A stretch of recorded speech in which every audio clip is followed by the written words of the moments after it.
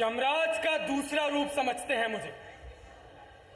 कोई बधिक, कोई जल्लाद तो कोई हैंगमैन कहता है, मगर कौन जानता है कि इन रगों में भी वही खून दौड़ता है जो आपकी रगों में दौड़ता है। पहले पहले मेरे हाथ भी कांपते थे, मगर फिर आदत सी हो गई। न जाने कितने लोगों के खून किए इन हाथों ने, न जाने कितनी तरह के लोगों के। कोई जिहादी, कोई नास्तिक, कोई प्रेमी, कोई जानवर तो कोई निर्दोष। कुछ लोग इस फंदे को बेझिझक अपना लेते, तो वहीं कुछ इससे जूझते जूझते अपने प्राण देते। अरे मुजरिम ही सही, कम से कम अपनी मर्जी से तो जुर्म करता है। यहां तो जुर्म करने की तनख्वाह दी जाती है। आप समझ रहे हो मुझे? काश मुझे अपने पापों का प्रायश्चित करने का एक मौका मिल जाता। जिस बेटी के खुशी के लिए मैंने ये सब किया, अब उसी के दुख के कारण मैं ही बच जाऊंगा। उसी के दुख।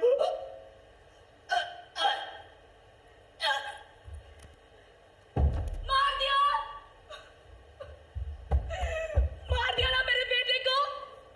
जल्लाद है, कसाई है। कितना आसान होता है ना एक फांसी के फंदे को खींचकर किसी की जान ले लेना, मगर ये क्या समझे, एक मां का दर्द, एक मां की पीड़ा। मगर देखना, जितना प्यार मैं अपने बच्चे से करती थी, उतनी ही नफरत इसका बच्चा इससे करेगा। जल्लाद है, ये कसाई है।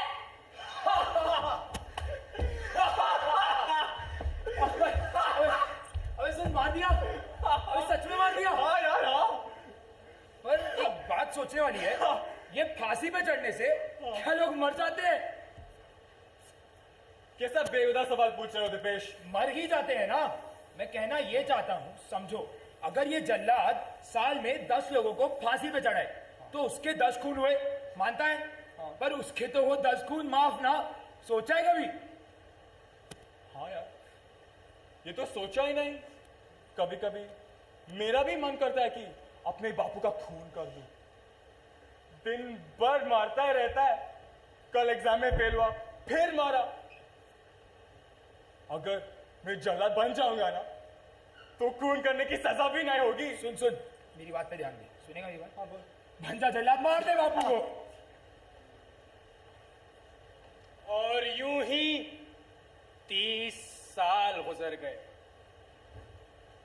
अब हम स्मार्टफोन के जमाने में आ चुके थे। मेरी उम्र 60 बरस हो गई थी, मगर आज भी मुझे समझने वाला कोई ना था। आज भी मेरे प्रति लोगों का वही रवैया था। खैर, एक दिन सरकारी दफ्तर से बुलावा आया। दीनानाथ, आओ दीनानाथ। साहब, आपने बुलाया था? हाँ हाँ, वो सब छोड़ो। पहले ये बताओ, तुम्हारे घर पे सब कैसे हैं? वो तुम्हारी बेटी कैसी है? घर पे सब ठीक है साहब, बेटी भी अच्छी है, मगर उसकी पढ़ाई खत्म हुए 2 बरस होने को आए हैं। अभी तक बेचारी की नौकरी नहीं लगी। उसकी नौकरी के बारे में मैंने आपसे भी चर्चा की थी, अगर आपको याद हो तो। हाँ हाँ, वो चिट्ठी थी ना कोई? जी, मैंने चिट्ठी लिखी थी। हाँ हाँ। अच्छा, तो दीनानाथ, जैसे कि तुम जानते हो, तुम्हारे पिता, तुम्हारे दादा और तुम्हारे परदादा सभी ने गवर्नमेंट की ही सेवा की है। तुम खानदानी बधिक हो, परंतु अब तुम्हारी उम्र तुम्हारा साथ छोड़ रही है, so we will have to let you go. मगर साहब, मेरी बेटी भी बेरोजगार है, और अगर आप मुझे नौकरी से निकाल देंगे तो मैं कहाँ जाऊंगा हुजूर? तो एक काम करो, अपनी बेटी को कल दफ्तर भेजो। वैसे भी तुम्हारे जाने के बाद तुम्हारी जगह खाली हो जाएगी। मगर साहब, औरतें ये काम नहीं करती। मैं अपनी बेटी दीनानाथ, मेरा काम तुम्हें बताना है बस, बाकी तुम्हारी इच्छा।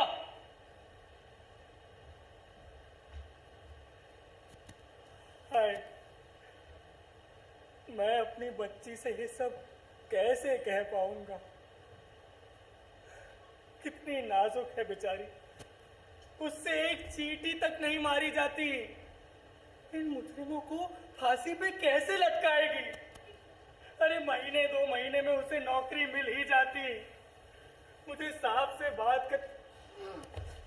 आज हमारे आने से पहले ही रोने लगे। अपने आप को बड़ा जल्लाद कहते हो ना? आज क्यों चूहे की तरह दुब के बैठे हो? तुम्हें क्या लगता है तुम्हारी बेटी नहीं रोएगी? अब तक सिर्फ तुझे डराया है, अब तेरी बेटी को भी डराएंगे। अब तक सिर्फ तुझे डराया है, अब तेरी बेटी को डराएंगे भी और सताएंगे भी। अब तक सिर्फ तुझे डराया है, अब तेरी बेटी को भी डराएंगे। अब तक सिर्फ तुझे डराया है, अब तक तेरी बेटी को भी डराएंगे। बेटी को भी डराएंगे। तुझे डराया है, तेरी बेटी को भी डराएंगे। अब तक सिर्फ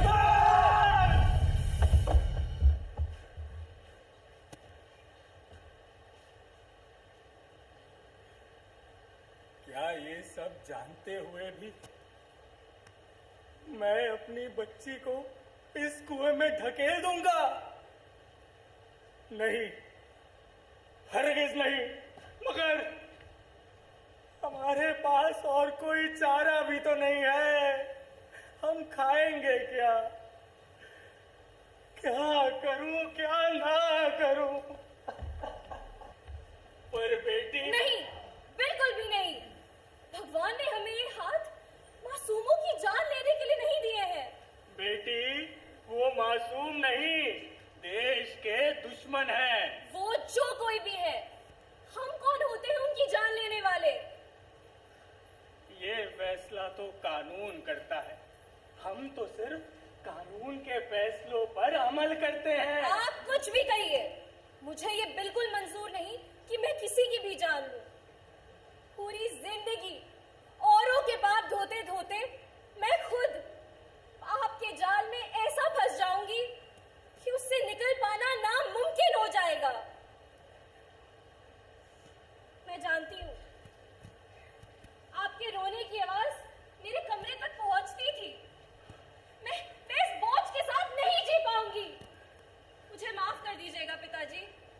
बेटी, बेटी, हम पीढ़ियों से यही काम करते चले आ रहे हैं। इसी काम की बदौलत मैं तुझे पाल पोस के बड़ा कर पाया हूं। चाहे तू इसे मेरी लाचारी ही क्यों ना समझ, मगर तुझे ये काम करना होगा।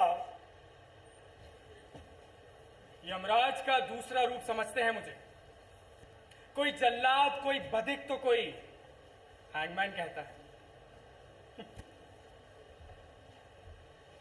मुझे आप लोगों ने फिल्मों में देखा हो। मैं यहां से बिल्कुल नहीं खेल सकता। मैं सिर्फ सामने देखता हूं और लीवर खींचता हूं। मगर कोई जानता है कि वो लीवर खींचते समय, इस दरिंदे को मारते समय मुझे कितनी खुशी मिलती है? आपको दिखता नहीं होगा, आप समझेंगे भी नहीं, क्योंकि आपने कभी ऐसे किसी को मारा भी ना होगा। देखिएगा, यहां पे ध्यान दीजिएगा, मैं आपको असलियत दिखाता हूं। नहीं! मत मारो उसे! प्लीज, प्लीज मत मारो उसे! सोने के जैसा अनमोल था मेरा बेटा, but those rascals took him away and brainwashed him. मैं आपसे हाथ जोड़ के माफी मांगती हूँ, पर प्लीज, प्लीज मत मारो उसे! अबे फिर मार रहे, अबे सुन, फिर मार रहे। ह्यूमन राइट्स का है यार, क्या ये इंसान नहीं है? पीपल टू आज वहां सब बैठे हैं, कल जब ये कैदी मारा जाएगा तब इसी की फोटो डाल देंगे इंडिया गेट के सामने और जला देंगे सैकड़ों मोमबत्तियां। कहाँ गए अब लोग? अब क्यों नहीं आवाज उठा रहे? ये जल्लाद ना बहुत गलत कर रहा है। At the quincrux of it all, in society, hangman or not, it's still first degree murder. इसके खून क्यों माफ? कमाल है भाई दुनिया, कमाल है तू। आज मैं 60 बरस का हो गया हूं, मगर आज भी उतना ही मजा आता है इन दरिंदों को मारने में। अरे भाई क्यों ना है? जब ये लोग हम निर्दोषों को मारते हैं, क्या ये लोग सोचते हैं तब ह्यूमन राइट्स नहीं आता? तो अब क्यों आए? सरकार ने बुलाया था, आता हूं। हुजूर! दीनानाथ! जी, आओ दीनानाथ! आपने बुलाया था? दीनानाथ, अब तुम्हारी उम्र तुम्हारा साथ छोड़ रही है। एक काम करो, अपनी बेटी को दफ्तर भेजो। अब उसी को तुम्हारा काम करना पड़ेगा। मगर साहब, जल्लाद का काम औरतें नहीं करती। दीनानाथ, मेरा काम तुम्हें बताना है बस, बाकी तुम्हारी मर्जी। मगर साहब,